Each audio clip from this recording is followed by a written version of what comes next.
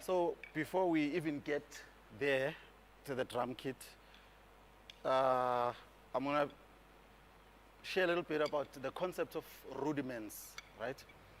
So rudiments are more or less the, can you all hear me well? Eh? Okay. So rudiments are more, let's call them more like the DNA of drumming, okay?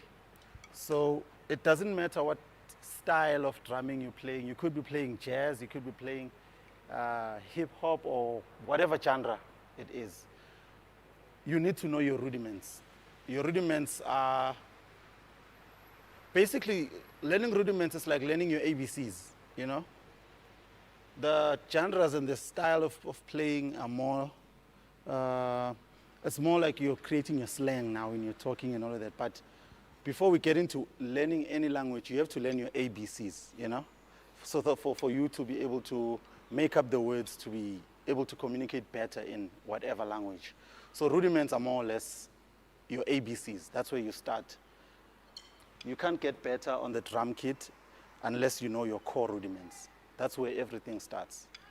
So there's over 40 rudiments, but all those rudiments are made up of 3 core rudiments: your single strokes, double strokes, and your flames. Every other rudiment in the world is made up as a mixture of these 3. So they are more or less, even a paradiddle is a mixture of double strokes and single strokes. It's more or less, we call them hybrid rudiments. But every other rudiments, from single strokes, right, left, right, left, right, left, double strokes, right, right, left, left. And then your flames is basically 2 hits at the same time, right? They shouldn't be too open though, because if they're too open, then it sounds like you're doing this. So they should be closed. But if they're too close, again, it sounds like you're just hitting the same thing, right? So every other rudiment in the world is mixed up of these. You can name any rudiment: single stroke, paradiddle, diddle, flame taps, all of them.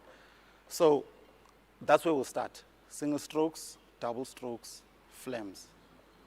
Again, if you can memorize what I said, rudiments are more or less your ABCs. That's where you start.